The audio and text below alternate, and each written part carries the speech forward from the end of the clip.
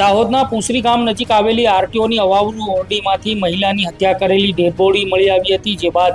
Police માટે આ ગુનાના આરોપીને પકડવા માટે પડકારજનક હતું, પરંતુ આખરે 50 પોલીસ અધિકારીઓ અને કર્મચારીઓની ટીમોએ માત્ર 36 કલાકના સમયગાળામાં જ મહિલાની હત્યા કરનાર આરોપીને ઝડપી પાડી જેલના સળિયા પાછળ ધકેલી દેવામાં આવ્યો છે। વિગતવાર વાત કરીએ તો ગત તારીખ 5 જૂનના રોજ પુસરી ગામ નજીક સેલ્ટેક્સની અવાવરૂ કોટડીમાં એક મહિલાની ડેડ બોડી પડી હોવાની જાણકારી પોલીસને મળી હતી, ત્યારે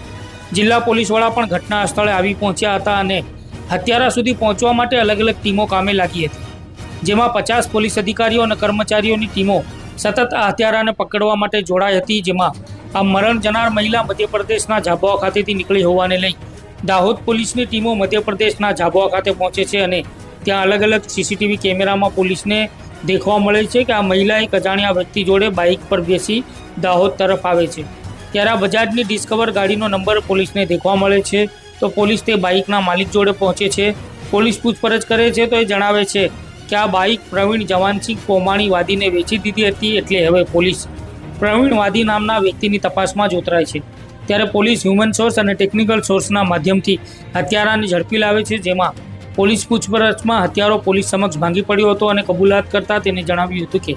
મરણ જનાર મહિલા લીલા ઉર્ફે વર્ષા વાદી તેની મામી થાય છે અને છેલ્લા 5 વર્ષથી પોતાની મામી જોડે તે વીણી ખાતો હતો, એટલે આડા સંબંધ હતા। જ્યારે મામી ભાણેજનો પ્યાર ચાલતો હતો, તેમાં મરણ જનારની દીકરી જોડે આ હત્યારો પોતાની નજર બગાડે છે અને વાતચીત શરૂ કરે છે, ત્યારે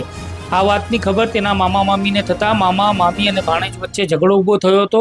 અને મરણ જનાર લીલા ઉર્ફે વર્ષાએ તેના આડા સંબંધવાળા હત્યારા ભાણેજને ધમકી આપતા જણાવ્યું હતું કે મારી દીકરી જોડે સંબંધ રાખે નથી, નહીં તો હું આપણા બંને વચ્ચેના પ્રેમને ઉઘાડો પાડી દઈશ અને તેને જેલમાં પુરાવી દઈશ, કાં તો મરાવી નાખીશ તેવી ધમકીથી હત્યારા ભાણેજને લાગ્યું કે મામી મને મરાવે એના પહેલાં હું મામીને મારી નાખું, તેમ મનોમન હત્યારા ભાણેજે નક્કી કરી નાખ્યું હતું।